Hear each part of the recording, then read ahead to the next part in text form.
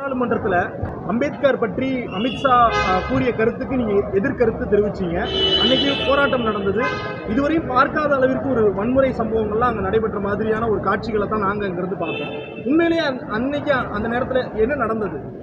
அது நம்முடைய அரசியல் சட்டம் நிறைவேற்றப்பட்டு 75 ஆண்டுகள் நிறைவுற்றதை கொண்டாடுவதற்காக அரசியல் சட்ட தினம் என்று ஒன்றை நாடாளுமன்றத்தின் மைய மண்டபத்தில் நடத்தி குடியரசுத் தலைவர் உரையாற்றினார். அது போதாது, பின்னர் அவையிலும் அது குறித்து விவாதிக்க வேண்டும். காரணம், அரசியல் சட்டத்தை பற்றி அதன் கூறுகளை பற்றி இன்றைய மாற்றத்திற்கு ஏற்ப அதில் என்னெல்லாம் செய்ய வேண்டும் என்பது பற்றி ஒவ்வொரு கட்சியும் ஒரு கருத்து சொல்ல விரும்பிய காரணத்தினால் அனுமதித்தார்கள். 2 நாட்கள் விவாதம் நடந்தது. ஆரோக்கியமான விவாதம். எல்லோரும் ஆக்கப்பூர்வமான கருத்துக்களை எடுத்து வைத்தார்கள். அந்த விவாதத்தை நிறைவு செய்து உரையாற்றிய உள்துறை அமைச்சர் அமித்ஷா அவர்கள் காங்கிரஸை கிண்டல் செய்வதாக கருதி கொண்டு, நீங்கள் எப்போது பார்த்தாலும் அம்பேத்கர் அம்பேத்கர் என்ற அவருடைய பெயரை உச்சரிப்பதற்கு பதிலாக கடவுள் பெயரையாவது உச்சரித்திருந்தால் புண்ணியம் கிடைத்திருக்கும் என்று பேசினார். ஆக அம்பேத்கர் அவருடைய பெயரை சொன்னால் உங்களுக்கு எந்த பயனும் இல்லை என்பது போல ஒரு பொருள் பட்டது. 2வது, காங்கிரஸார் அவரை பற்றி என்னவெல்லாம் செய்தார்கள் என்றெல்லாம் பேசினார்கள். இது அவர்களை பெரிய அளவில் அவர்களை மட்டும் பாதிக்கவில்லை. டாக்டர் அம்பேத்கர் அவர்கள் மீது பெரிய பற்று கொண்டவர்கள் நாடு முழுவதும் பறந்திருக்கிறார்கள். அவர் அரசியல் சட்ட மேதை. நம்முடைய அரசியல் சட்டத்தின் வரைவு குழுவாக இருந்து தலைவராக இருந்து அதில் என்னவெல்லாம் நடைமுறைப்படுத்த வேண்டும் என்பதை முன்மொழிந்தவர். அப்படிப்பட்டவரை அவருடைய பெயரை சொல்வதால் எந்த பயனும் இல்லை என்று ஒருவர் சொல்வதை எவராலும் ஏற்க முடியாமல் தமிழ்நாட்டில் திராவிட முன்னேற்ற கழகம், உத்தரப்பிரதேசத்தில் சமாஜ்வாடி கட்சி, பல்வேறு கட்சிகள் பெரிய போராட்டத்தை நடத்தினார்கள். தமிழ்நாட்டின் எல்லா மாவட்டங்களிலும் கழகத்தினுடைய தலைவரும் தமிழக முதல்வருடைய வழிகாட்டுதலின்படி மாவட்டங்களில் ஆர்ப்பாட்டங்கள் நடந்தது. டெல்லியிலும் அதுபோல நாடாளுமன்ற நுழைவாயிலில் நடந்தது. இன்னொரு கட்சி, ஆளுங்கட்சியும் ஏதோ ஒன்றை வைத்து போராட்டம் நடத்த வேண்டும் என்றால் கொஞ்சம் தள்ளி நடத்தலாம். அதுதான் முறை. எப்பொழுதுமே இங்கே கூட தேர்தல் பிரச்சாரம் நடைபெறுகிற போது ஒரு கட்சி முடித்தவுடன் இன்னொரு கட்சி, அல்லது ஒரு கட்சியினர் ஒரு பகுதி என்றால் இன்னொரு கட்சியினர் வேறொரு பகுதியிலே பேசுவார்கள். ஆனால் இவர்களும் அதே இடத்துல வந்து நிற்கிற போது அந்த இடத்துல முழக்கங்கள், அந்த முழக்கங்கள் எதிரெதிராக வருகிற போது பிரச்சனைகள் ஏற்படுகின்றன. இருதரப்பு கூற்றுகள். பாரதிய ஜனதா கட்சி சொல்வது ராகுல் காந்தி அவர்கள் தன்னை தள்ளிவிட்டதாக, ஆனால் அவர் சொல்கிறார் நான் தடுமாறி விழுந்தேன் என்று. மல்லிகார்ஜுன் கார்கே 83 வயதானவர். அவர் சாதாரணமாக நடப்பதற்கு கொஞ்சம் சிரமம், அவருடைய உடல் வாகு. அவர் தள்ளிவிடப்பட்டு அவர் படிக்கட்டிலே நடக்க முடியாமல் உட்கார்ந்த நிலையில் அவருடைய அவலம். ஆக இந்த இரு தரப்பு நிகழ்ச்சிகளின் போது பாரதிய ஜனதாவுடைய குற்றச்சாட்டை மட்டும் நாடாளுமன்றத்தில் எழுப்புவதற்கு அனுமதித்தார்கள். அந்த குறிப்பில் என்ன வரும் என்று சொன்னால், எதிர்காலத்தில் இது மட்டும்தான் நடந்தது என்று. பொதுவாக அவை விதிகளின்படி இன்னொரு அவையில் இருக்கிற உறுப்பினரை பற்றி மற்றொரு அவைகளை பேசுவது கூடாது. ஏன் கூடாது என்றால், அவரால் அங்கு வந்து விளக்கம் சொல்ல முடியாது என்றுதான் காரணம். ஆனால் இவர்கள் தொடர்ந்து ராகுல் காந்தியை பற்றி குறை சொல்லிக் கொண்டே இருந்தார்கள். நான் கூட ஒரு ஒழுங்கு பிரச்சனை எழுப்பி சொன்னேன். இது இருதரப்பு வாதம். ஒரு தரப்பு இப்படி சொல்கிறது, அவர் தன்னுடைய சார்பாக தான் தள்ளிவிடப்பட்டதாக சொல்கிறார். ஆக இதை ஆழமாக ஆராய்ந்து முடிவெடுப்பதுதான் சரியாக இருக்கும் என்று சொன்னேன். ஆனால் அவர்கள் கையில் அதிகாரம் இருக்கிற காரணத்தினால் ராகுல் காந்தி எதிர்க்கட்சி தலைவர், மக்களவையின் எதிர்க்கட்சி தலைவர், காங்கிரஸ் கட்சியினுடைய மூத்த, அவர் மீது வழக்கு தொடுத்திருக்கிறார்கள் பல்வேறு பிரிவுகளில். ஆனால் அவரும் திரு மல்லிகார்ஜுன் கார்கே அவர்கள் கொடுத்த அந்த புகாரின் மீது பரிசீலிக்கப்படுகிறது என்று காவல்துறை சொல்கிறது. இதுவே பாரபட்சம் என்பது வெட்ட வெளிச்சமாகிறது. இருவர் கொடுத்த புகாரின் பேரில் வழக்கு தொடுத்திருந்தால் நியாயமானது. ஆனால் ஒருவர் கொடுத்த புகாரின் மீது இன்னொருவர் மீது 5 பிரிவுகளில் வழக்கும், மற்றொருவர் கொடுத்ததை இப்பொழுதுதான் பரிசீலிக்கிறோம் என்று சொல்கிற போது இது எல்லோருக்குமே நகைப்புக்குரியதாக இருக்கும். பெரும்பாலும் உங்களை போன்றோருக்கு அங்கே பார்க்கிற காட்சிகள் ஏதோ அமளி நடப்பது, கலவரம், இப்படியெல்லாம் தெரியும். ஆனால் உண்மையில் என்னவென்றால், அங்கே இருக்கிற சன்செட் தொலைக்காட்சி என்பது நாடாளுமன்றத்திற்கு சொந்தமான தொலைக்காட்சி. ஆளுந்தரப்பிற்கு சாதகமாக மட்டுமே காட்டுவார்கள். நாங்கள் பல நேரங்களில் சொல்லியிருக்கிறோம், என்ன நடந்தாலும் அப்படியே நீங்கள் நேரலைகளை கொண்டு செல்லுங்கள், மக்கள் முடிவெடுப்பார்கள் என்று. ஆனால் இருட்டடிப்பு செய்வது, எதிர்க்கட்சியினர், எதிர்க்கட்சி தலைவர் உள்பட யார் பேசினாலும் 1 நிமிடத்திற்கு மேல் ஒலிபெருக்கி இணைப்பு தரப்படுவதில்லை. இது மாதிரி அவலங்களையெல்லாம் சந்தித்து கொண்டுதான் ஜனநாயகத்தை நிலைநிறுத்தவும் இந்த நாட்டில் இருக்கிற பிரச்சனைகளை பற்றி பேசுவதற்கும் நாங்கள் போராடி கொண்டிருக்கிறோம். அவர்கள் பெரும்பான்மை இருக்கிறது என்ற பெயரினால் எல்லை மீறி போகிறார்கள். நாடாளுமன்ற ஜனநாயகம் என்பது இப்போது படுபாதாளத்திற்கு போய்விட்டது.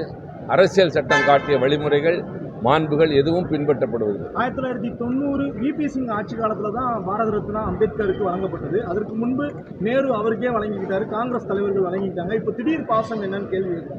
அதாவது பல பேருக்கு திடீர் பாசம் என்றே சொல்ல முடியாது.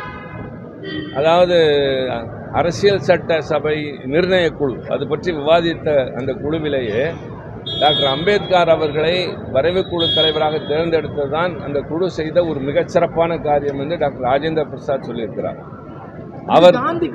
அவர் காங்கிரஸ் கட்சியை சார்ந்த அப்போது முதல் குடியரசுத் தலைவராக மாறியவர். அவருடைய வாரையாலே சொன்ன வார்த்தை, இந்த குழு ஏதாவது பெரிய காரியத்தை செய்திருக்குமானால் அது அவரை தலைவராக தேர்ந்தெடுத்தது என்று. அது மாதிரி அதில் இருக்கிற அத்தனை பேருமே அவர்களுடைய தலைமையை பாராட்டியிருக்கிறார்கள். காரணம், அவருக்கு இருக்கிற அறிவு, புலமை, அந்த சட்ட நுணுக்கம், இதன் மூலமாக அவர் ஆற்றிய பங்கு. ஆக வரலாற்றில் ஏதாவது அங்கொன்று இங்கொன்று தங்களுக்கு சாதகமானதை எடுத்துக்கொண்டு பேசக்கூடாது. அம்பேத்கர் அவர்களை கொண்டாடுகின்ற ஒரு நாடு இது, போற்றுகிற மக்கள் நிறைந்த நாடு. ஆனால் அரசியல் காரணங்களுக்காக அவருடைய பெயரை சிலர் பயன்படுத்துகிற போது அதிலிருந்து நாங்கள் ரொம்பவும் எச்சரிக்கையோடு, அதே நேரத்தில் நிதானமாக சரியானதை பேசி மக்களிடம் கொண்டு செல்ல வேண்டிய ஒரு கடமையோடு நாங்கள் இருக்கோம். அதானி விவகாரத்தை எழுப்பாம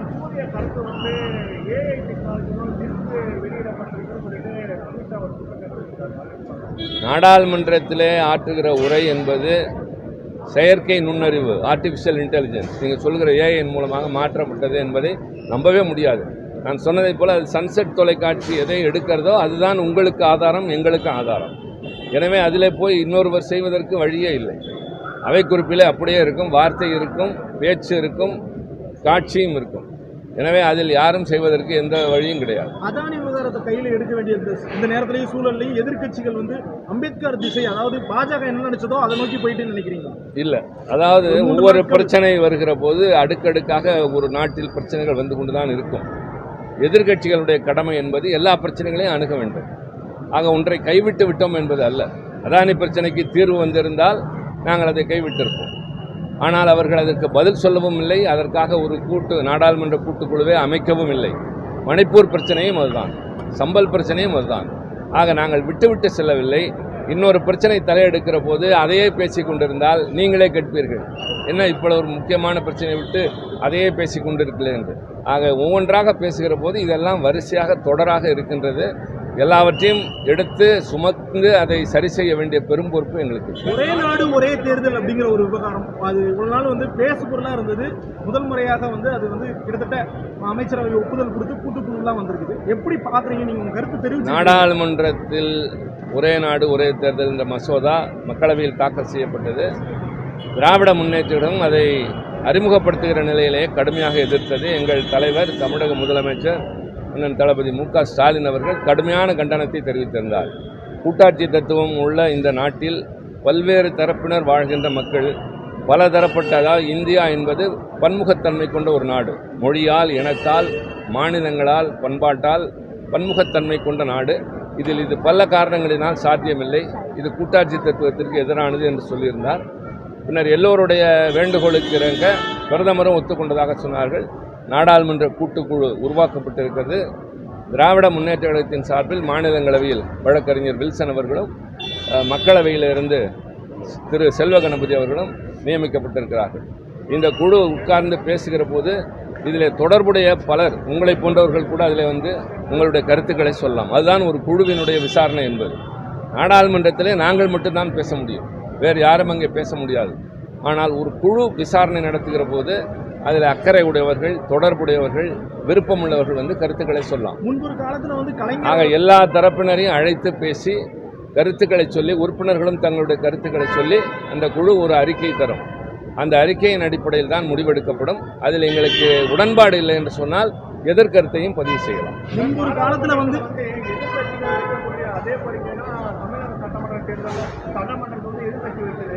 நீங்கள் அந்த நாடாளுமன்றத்தில் நேரடி உரை பண்ணணும் சொல்லிட்டு எதிர்கட்சியாக கூட நீங்கள் கோரிக்கை வைக்கிறீங்க.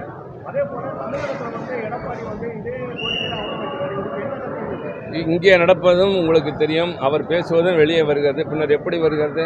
பாரபட்சம் இல்லாமல் காட்டப்படுகின்ற காரணத்தால் தான். நாங்கள் சொல்வது அங்கே திட்டமிட்டு எங்கள் ஒலிபெருக்கி அணைக்கப்படுகிறது. இந்த பக்கம் கேமரா இருட்டடிப்பு செய்கிறது. காட்டுகிற போது அவைத்தலைவரையோ அந்த மேசையை மட்டும்தான் காட்டுகிறார்கள் என்று சொன்னதற்கு பின்னால் இப்போது பாதி பேசுகிறவரை, ஆனால் ஆளுங்கட்சியினர் பேசினால் முழு திரையும் அவர்கள் தான் வருவார்கள். எனவே இரண்டையும் ஒப்பிட முடியாது. அங்கே அதிகாரம் இருக்குது என்பதற்காக எந்த மாதிரி உரிமையும் இல்லாமல் நாங்கள் போராடி கொண்டிருக்கிறோம்.